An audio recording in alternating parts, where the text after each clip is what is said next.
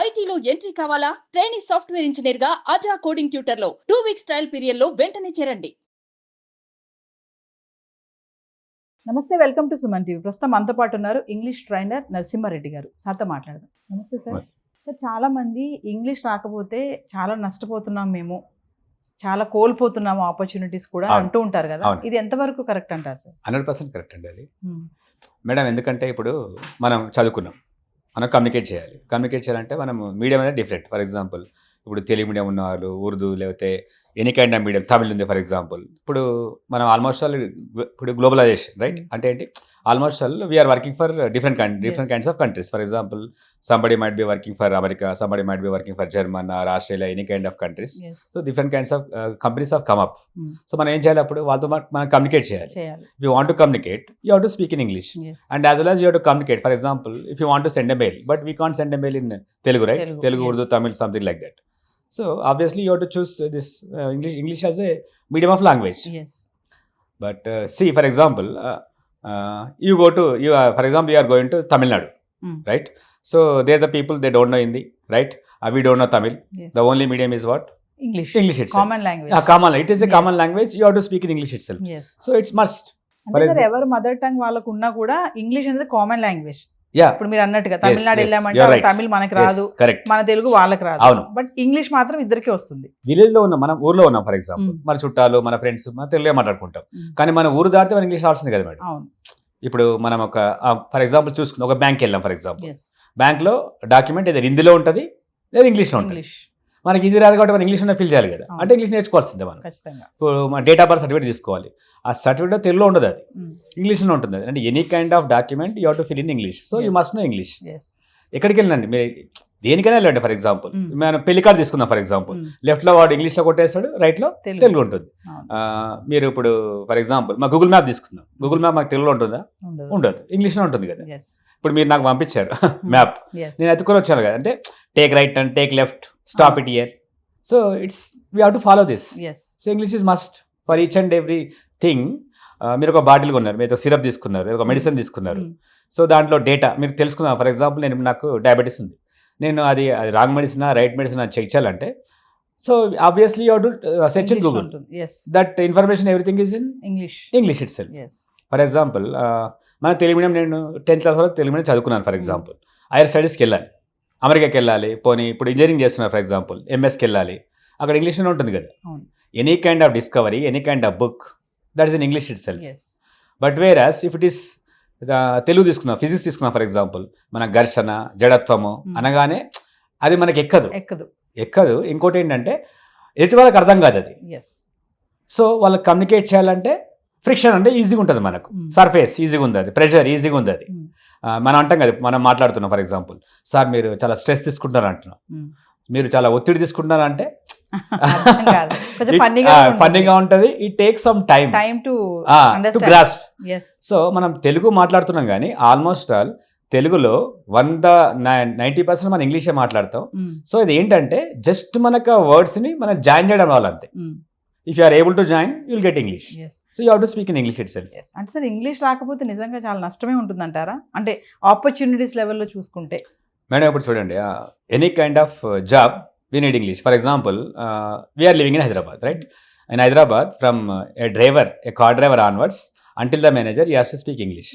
Because we are getting different kinds of people around the world to Hyderabad, right? For example, మీరు ఢిల్లీలో ఉన్నారు for example, you have to show to the people like Taj Mahal చూపించాలి, లేదంటే కుతుబ్ మినార్ చూపించాలి, right?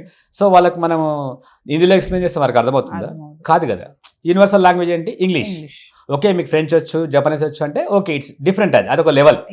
కానీ minimum అయితే మనకి English వచ్చి ఉండాలి కదా. You have to communicate. So you must know English. ఎట్లే you have to read English, you have to learn English, you have to speak in English. If not, we can't communicate with the people by either written or oral. It's obvious, right? You have to.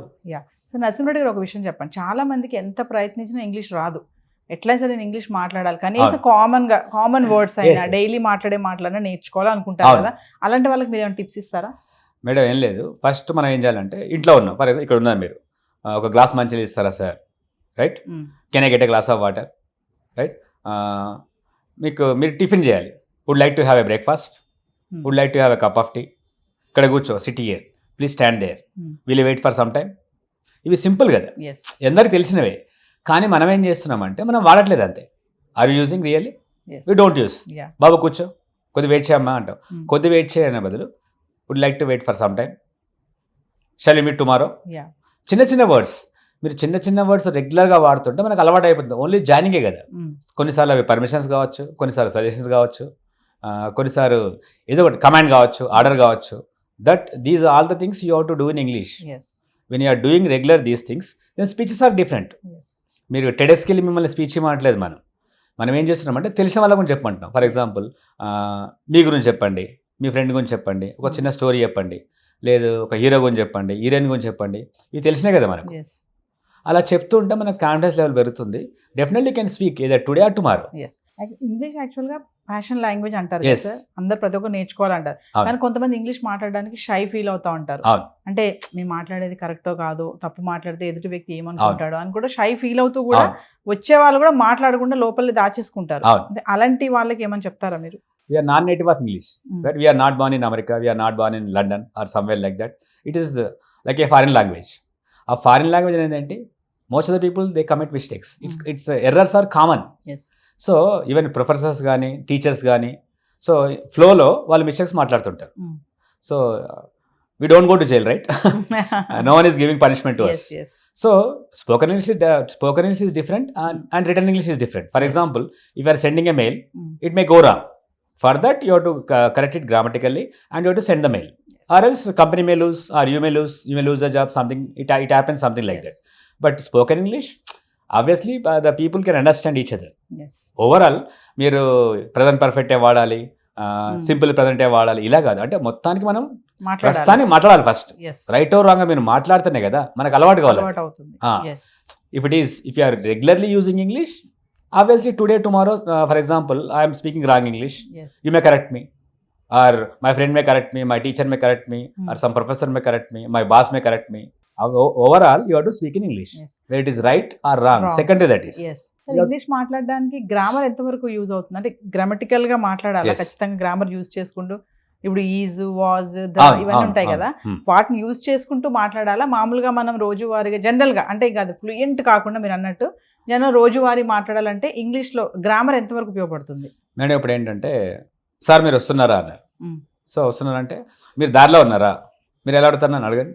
Sir are you on the way అంటే, are you on the way అంటే ఇప్పుడు మీరు దారిలో ఉన్నారా అని. అంతే, right? Were you on the way yesterday అంటే నిన్న మీరు దారిలో ఉన్నారు. So will be on the way tomorrow, రేపు మీరు దారిలో ఉంటారా అని. ఇలా తేడా ఉంది కదా మీకు. సో అందుకని గ్రామర్ అవసరం మనకు. ఇప్పుడు మీరు కమ్యూనికేట్ చేస్తున్నారు, are you on the way అంటే ఇప్పుడు దారిలో ఉన్నారా అని. Were you on the way when I call you అంటే నేను కాల్ చేసినప్పుడు మీరు దారిలో ఉన్నారా అని. Will you be on the way when I call you tomorrow అంటే నేను రేపు కాల్ చేసినప్పుడు మీరు దారిలో ఉంటారా అని.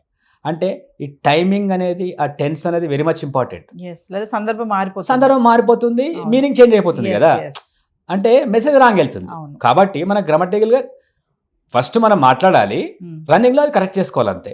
So grammar is very very much important. అంటే చాలా మంది ఇప్పుడు మనం చూస్తుంటాం వీడియోలో, అసలు గ్రామర్ రాకుండా మాట్లాడేయచ్చు, ఏం అవసరం లేదు, మీకు నేను నేర్పించేస్తానంటే అది జోకే. అది వాళ్ళు చెప్తుంటారు అంతే, బిజినెస్ కోసం చెప్తారేమో. కానీ ఇప్పుడు మీకు ఈరోజు అంటున్నారు వాళ్ళు, కానీ మీకు ప్రాక్టీస్ రాకుండా ఎలా వస్తుంది? You have to practise. Right or wrong first మాట్లాడండి. గ్రామటికల్గా మాట్లాడడం చాలా ఇంపార్టెంట్. లేదంటే మెసేజ్ రాంగ్ వెళ్తుంది, మనకు లాస్ కదా. అదే కంటిన్యూ అవుతుంది. వాళ్ళు మిమ్మల్ని ఇప్పుడు ఫర్ ఎగ్జాంపుల్ మీరు నా జూనియర్, మీరు నన్ను కరెక్ట్ చేస్తారా? చేయలేరు కదా, రైట్? ఇప్పుడు మీరు నా హెడ్, నేను మిమ్మల్ని కరెక్ట్ చేయలేను. అప్పుడు ఏమవుతుంది? వాళ్ళు నవ్వుకుంటారు అంతే, వీడు ఇంతేరా అనుకొని వాళ్ళు పక్కంతో చెప్పుకుంటారు అంతే. కాబట్టి మీరు రైట్ ఇంగ్లీష్ మాట్లాడితే మీ రేంజ్ బాగుంటుంది. లేదంటే వాళ్ళు నవ్వుకుంటారు అంతే. వాళ్ళు నవ్వుకున్నా పర్లేదు, కానీ మీరు రెగ్యులర్గా నేర్చుకోండి, కరెక్ట్ చేసుకోండి, తప్పేముంది? ఇప్పుడు ఫర్ ఎగ్జాంపుల్ నాది స్పోకెన్ ఇంగ్లీష్ ఇన్స్టిట్యూట్ ఉంది. ఇప్పుడు నేను నా ఇంగ్లీష్లో ఇన్స్టిట్యూట్లో జాయిన్ గా నేను అనట్లేదు. మీరు జాయిన్ కాకపోయినా నెంబర్ ఆఫ్ యాప్స్ ఉన్నాయి కదా మనకు. You can correct your self, right? తెలిసిపోతుంది మనకు. దట్స్ బెటర్ కదా. అట్లీస్ట్ మీరు ఎక్కడ జాయిన్ కాకపోయినా you can correct your self while typing in Google or somewhere like that. You can get your self, right? Thank you.